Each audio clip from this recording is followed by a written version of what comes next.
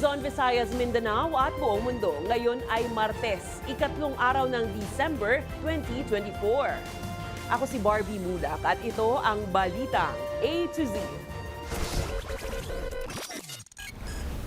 Dating Duterte spokesman Harry Roque, posibleng nakapuslit ng Pilipinas sa iligal na paraan ayon sa Bureau of Immigration. Malacanang, nilinaw na wala itong kinalaman sa inihaing impeachment complaint laban kay Vice President Inday Sara Duterte. Makabayan Black, maghahain ng sariling impeachment complaint laban kay VP Sara anumang araw ngayong linggo. In effect, that certification means that Mary Grace Piatos does not exist. Pangalang Mary Grace Piatos na tumanggap umano ng milyong-milyong pisong confidential funds ng Office of the Vice President, zero record ayon sa Philippine Statistics Authority. Ilang mga opisyal ng Justice Department nakatakdang lumipad pa Indonesia hinggil sa planong pagpapauwi kay Mary Jane Veloso bago magpasko sa Pilipinas. Sa balitang showbiz, Angel Locsin, hinahanap ng mga fans kung bakit wala sa ABS-CBN Christmas Station ID. At Rufa May Quinto, pinaaresto rin ng korte dahil sa pagkakasangkot umano sa beauty product scam. Aktres bumuelta.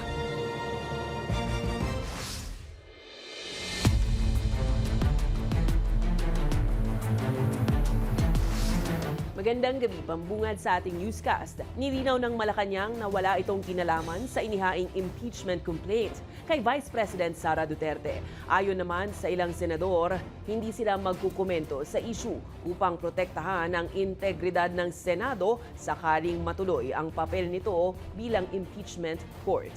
May balitang A to Z, si Ace Cruz. Dumistansya ang palasyo sa impeachment complaint na nihain laban kay Vice President Sara Duterte sa Kamara. Sa pahayag, sinabi ng Executive Secretary Lucas Bersamin na isa itong independent initiative. Lunes ng hapon, inihain ng Akbayan Party List Group at iba't ibang advocacy groups ang impeachment complaint laban sa Vice President dahil sa manumalya umanong paggastos sa confidential funds at ang pagbabanta sa buhay ng Pangulo at kanyang pamilya. Tumanggi na magkomento si Senate Minority Leader Coco Pimentel sa issue, lalo't potential judge anya ang mga senador oras na mahinog ang hinihaing impeachment complaint. Ganito rin ang pananaw ni Senate Majority Leader Francis Tolentino. Kami ang impeachment judge. So we should not comment on something that we will decide. So para po maging ethical. Sinagundahan ito ni Senate President Chis Escudero dahil posibleng niya mabahiran ang integridad ng Senado sa anumang bibitawang komento.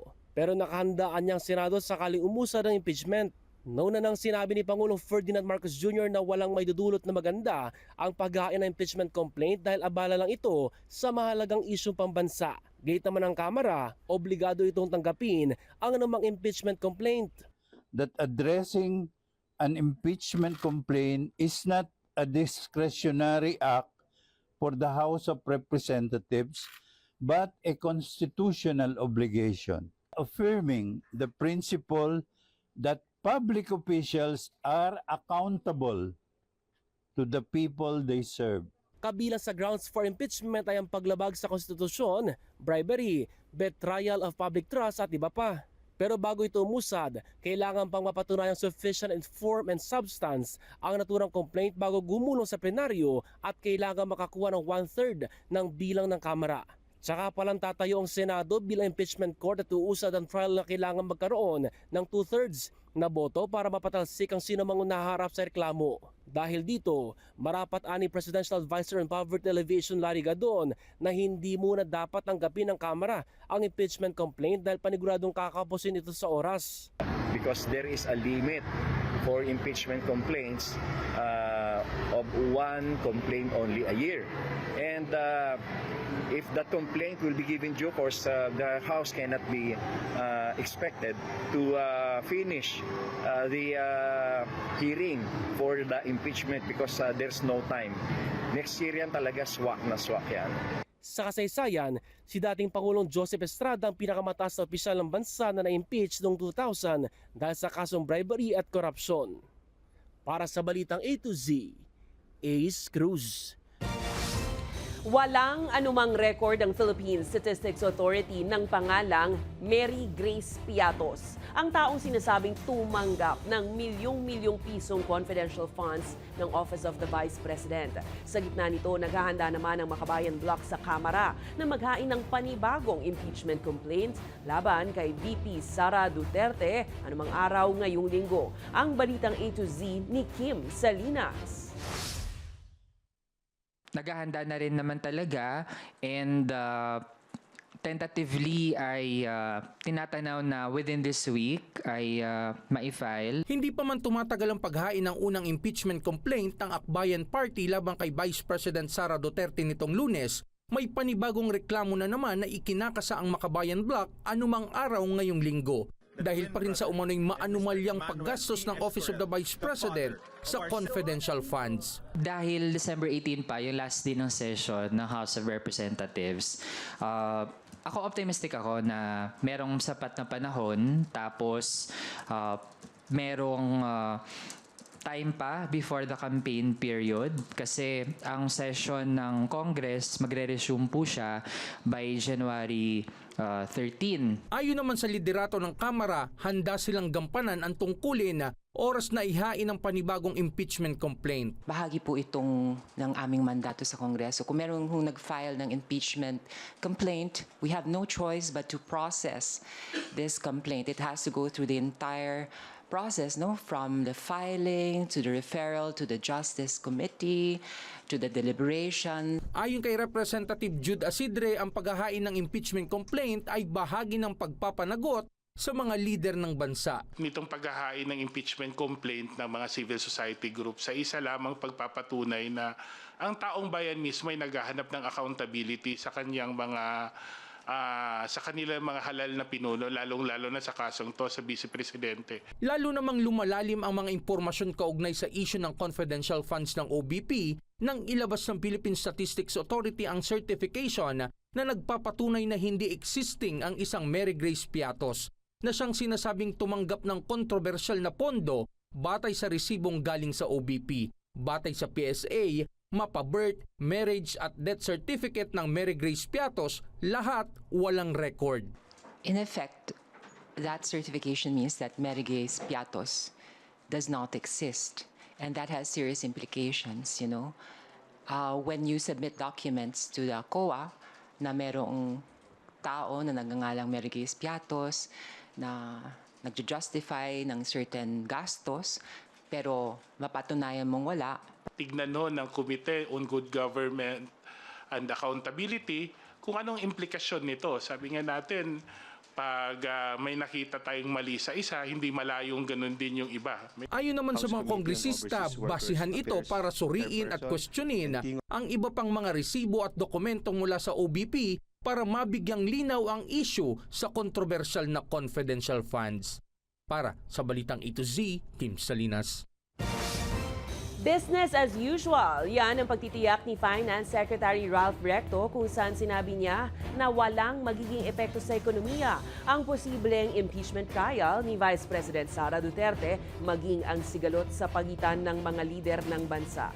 Ayon sa kalihim, nananatiling positibo ang outlook o pananaw ng mga investor dahil sa tumataas na household consumption at public spending, lalo na ngayong Kapaskuhan. Anya, sa kabila ng tensyong politika, patuloy na papasok ang investment basta't patuloy ang paglakas ng konsumo ng bansa. I think household consumption and public spending will continuously increase anyway. So for business, will that make more sales or reduce their sales? Maybe not.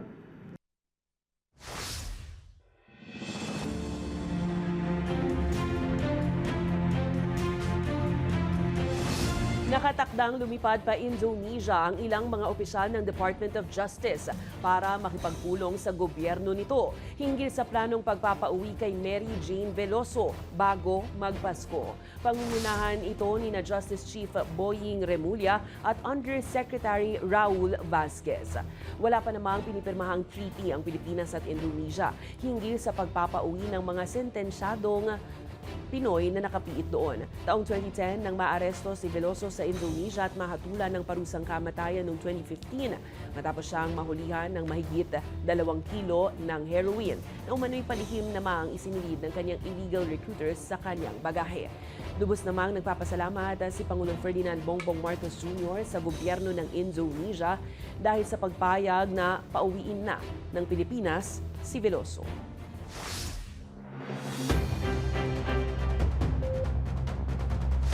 Pinag-aaralan na ng Land Transportation Franchising and Regulatory Board ang pagtapyas ng kalahating porsyento sa surge fee ng ride-hailing vehicle, partikular ng Grab.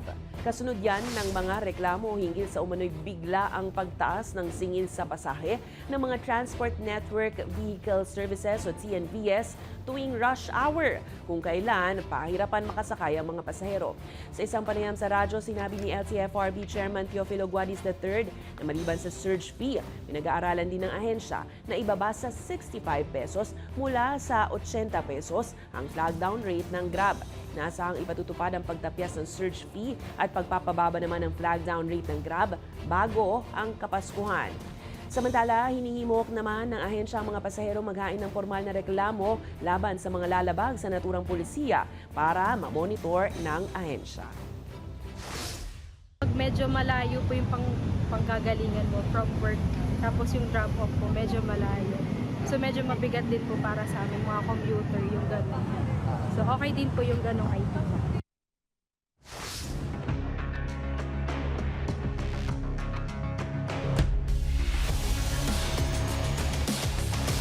Planong dumulog ni Senator Ronald Bato de la Rosa sa Korte Suprema sakaling siya'y arestuhin ng International Criminal Court o ICC dahil sa pagkakasangkot niya umano sa madugong war on drugs ng Duterte administration at sa posibleng mga kasong tinaguriang crimes against humanity. Ayon kay de la Rosa, nais daw niyang magbigay linaw kung may jurisdiction ba ang naturang Hague-based Tribunal Court sa Pilipinas para siya'y maisyuhan ng arrest warrant. Gayunpaman, binigyang diin ni de la Rosa na kailangan umanong respetuhin ng gobyerno ang Korte Suprema sakaling kilalanin nito ang desisyon ng ICC. Matatandaang itinanggi rin ng dating hepe ng pambansang pulisya ang mga alegasyon ng korupsyon noong ipinatutupad ang anti-illegal drugs crackdown. Well, I have to seek for judicial relief. We have to go to the Supreme Court.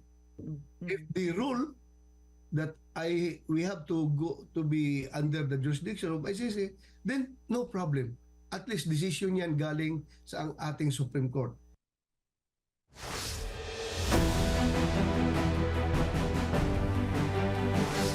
Digitalization at partisipasyon ng publiko ang pangunahing armas ng Administrasyong Marcos laban sa korupsyon. Yan ang sinabi ni Pangulong Bongbong Marcos Jr. sa ika-5 State Conference ng United Nations Convention Against Corruption sa Malacanang.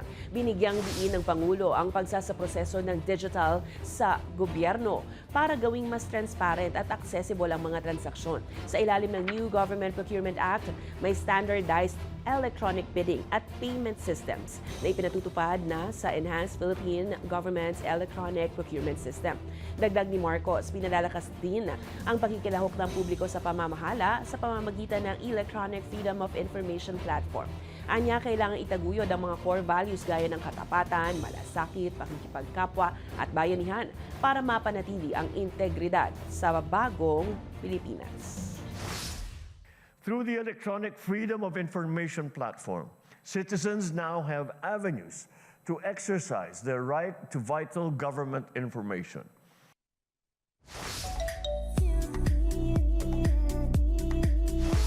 Trending ngayon sa social media ang kapamilya actress na si Angel Locsin matapos hindi siya makita ng publiko sa lumabas na Christmas Station ID ng Kapamilya Network nitong Lunes, December 2. Sa launching, inabangan raw ng maraming fans ni Angel ang paglabas ng kanilang idolo at umaasang masisilayan muli nila siya makalipas ang 2 taong pagpapahinga sa mundo ng showbiz. Sa ex-post, maraming netizens ang nagbigay ng komento hinggil sa hindi pagkakasali ng aktres sa iconic Christmas station ID. Wala pang sagot ang kapamilya actress sa ngayon hinggil sa issue. Pero ayon naman sa malalapit na kaibigan ni Jel, tulad ni Dimples Romana, masaya ang actress sa kanyang pribadong buhay, kapiling ang asawang si Neil Arce. Abangan sa aming pagbabalik, Bureau of Immigration iimbestigahan ang pag-alis ni Harry Roque sa bansa. At Rufa May Quinto, binasag na ang katahimikan sa isyu ng kinasasangkutan umano niyang scam. Abangan ang kumpletong ulat sa pagbabalik ng Balitang A to Z.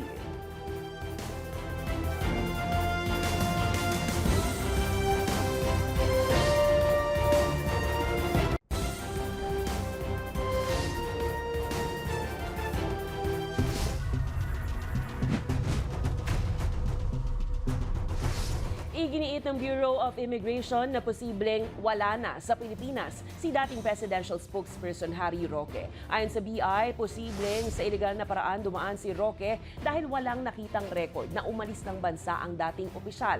Batay yan sa datos ng ahensya. Samantala, napag-alaman naman na naghain ng counter affidavit mula abroad si Harry Roque kaugnay sa kinakaharap niya ngayong reklamo patungkol sa qualified human trafficking.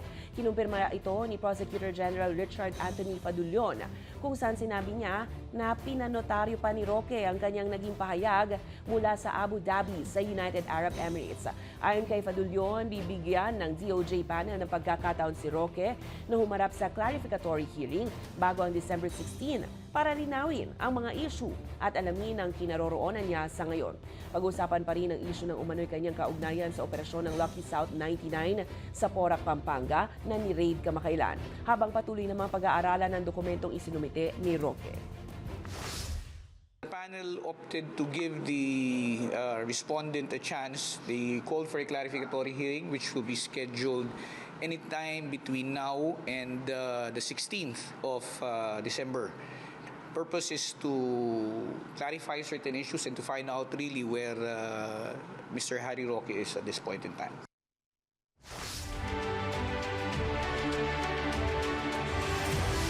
Bilang bahagi ng voters education ng Commission on Elections, ipinakita ng COMELEC kung paano gumagana ang automated counting machines na siyang gagamitin para sa halalan sa Mayo 2025.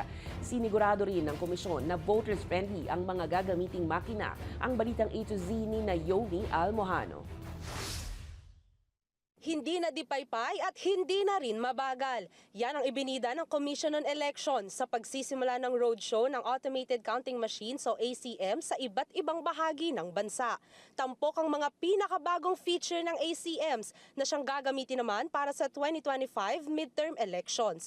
Ang baterya, kaya na raw umabot ng higit sa 14 na oras kahit na hindi nakasaksak sa kuryente na siyang laging issue ng marami noon kapag may brownout.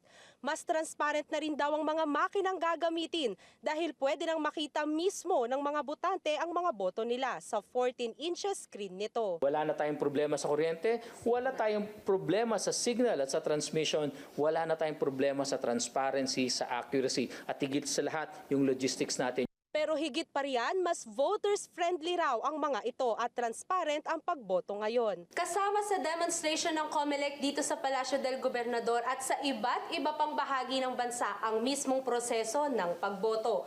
Una na syempre dyan yung pag-shade sa balota ng mga pangalang ating iboboto para sa halalan 2025.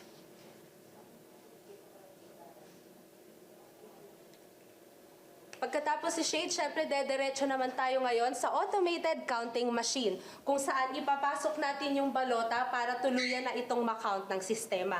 At syempre merong tutulong sa atin para ipasok yung ating balota sa makina.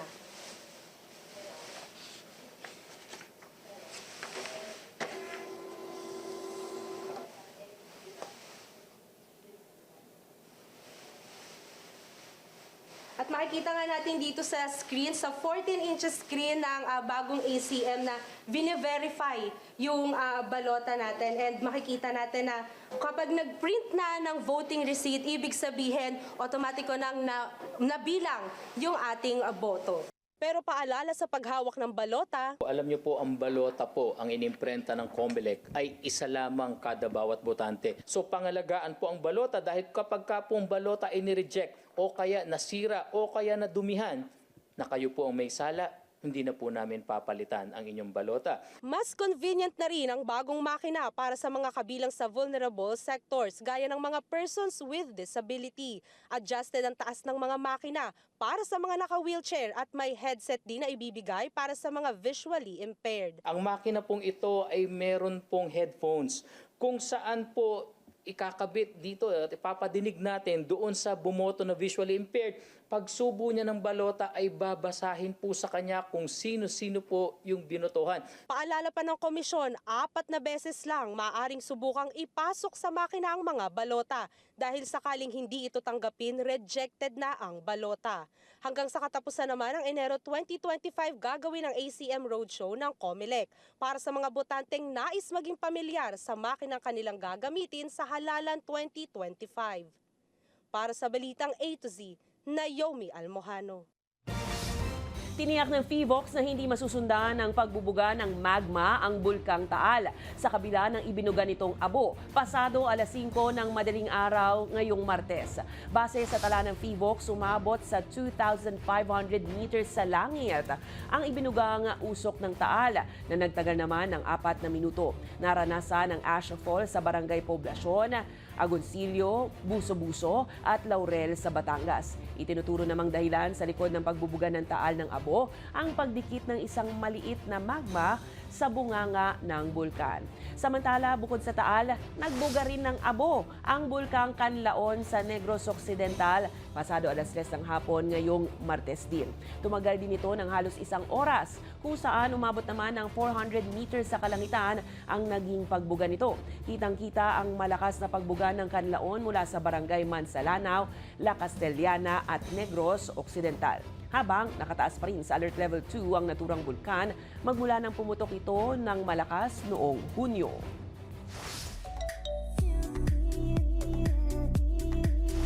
Binasag na ng aktres at komedyanteng si Rufa May Quinto ang kanyang katahimikan hinggil sa umano'y kaugnayan niya sa scam at sa mga kasong isinampa ng mga investor laban sa skincare company na Dermacare.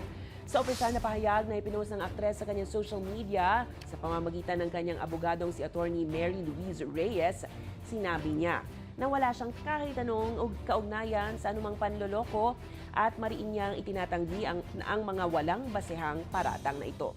Anya, biktima rin siya at determinado siyang ipaglaban ng hustisya. Mariin ding itinanggi ni Quinto ang 14 na kaso ng paglabag sa Securities Regulation Code kaugnay sa issue ng skincare brand.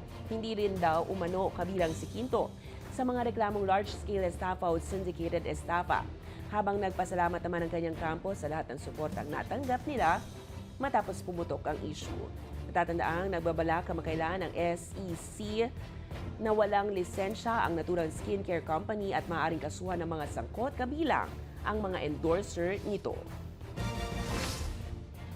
Susunod, Paskong Pasko na talaga. Immersive experience na Illuminous Park na MOA Night of Lights binuksan na sa publiko. Silipin yan, manatiling nakatutok, kayo ay nanonood ng Balitang A to Z.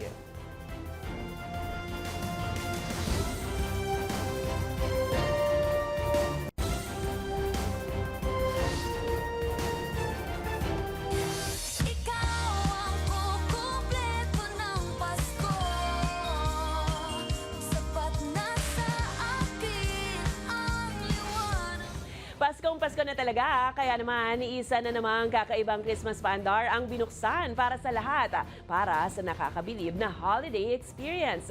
Sabay-sabay tayong mag-immerse at mamangha sa Night of Lights sa Mall of Asia Sky sa Pasay City. Ang pamaskong galaan na yan, silipin sa Balitang A to Z ni Lane Garcia. Talaga namang patingkad ng patingkad ang kulay at kasiyahan habang papalapit ang Pasko. Sunod-sunod na kasi ang pasabog habang feel na feel ang ho-ho-ho. Gaya na lamang ng inaabangang Nights of Lights 2024 sa MOA Sky Garden sa Pasay City. nagniningning sa ganda, at nagliliwanag ang lahat ng pinailawan na ang paligid. Kaya naman happiness all over ang vibes ng lahat dahil isa talaga itong extraordinary experience. Glowing ang lahat sa Illuminous Park na ito. Nakaka-amaze, nakakamangha, at tila magic rin ang lahat dahil sa mala-wonderland peg nito. Perfect for couple date, pasyalan ng magbabarkada, at syempre, pampamilya. Tampok ang mga makukulay at naglalakihang disenyo ng Colossal Titans, Majestic Metallic Orbs of Enchantment, Crystal Light Odyssey, at ang Cosmic Labyrinth. Highlights din ang Symphony of Lights kung saan sabay sa tugtog ng musika ang mga tila umiindak na mga ilaw. Kaya naman sa mga gustong bumisita at masaksihan ang mala out of this world pasyalan na ito, So for just a minimum receipt purchase of 2,000 at any establishment here in Mall of Asia and MOA Square, you will be getting 2 valid pass here in MOA Night of Lights. So we're inviting everyone, Kids at Heart, and to all the Mall of Asia customers to come and visit MOA Night of Lights 2024. So it's until January 12 from 5:30 p.m. until the mall closes. You'll be seeing out of this world attractions in the MOA sky. So come and visit us. bukas ang Night of Lights mula November 26, 2024 hanggang January 12, 2025. Para sa Balitang A to Z, Lane Garcia.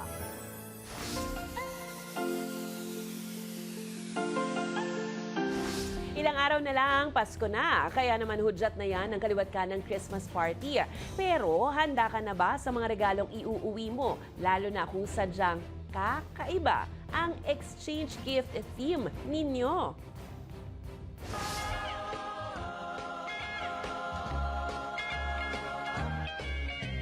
Rocking around the Christmas tree at the Christmas party hop. Mistletoe hung where you can see every couple tries to stop. Kung kayo ay may kwentong kakaiba, mga kwento ng pag-ibig o storya ng inspirasyon at pag-asa, maaari nyo itong ibahagi. Sumali sa ating Facebook group na Balitang A to Z. Panoorin ang replay ng ating programa at sundan ang ating social media pages, hanapin ang Balitang A to Z. Ang ating pabaong quote of the night ngayong Martes ay mula sa aktivista at South African Anglican Archbishop na si Desmond Tutu. Ang sabi niya, ang pag-asa ay ang kakayahang makita ang liwanag sa kabila ng lahat ng dilim. At yan ang mga balita at impormasyon, mga kwentong may dalang inspirasyon na tinutukan ng Balitang A to Z. Kung ayaw pong ma-Christmas rush, ayain na at kulitin si nanay at tatay para bumili ng pamasko dahil 22 days na lang bago ang masayang pagdiriwang. Ako po si Barbie Mulak, maging maalam, makialam. Magandang gabi sa iyo, Pilipinas.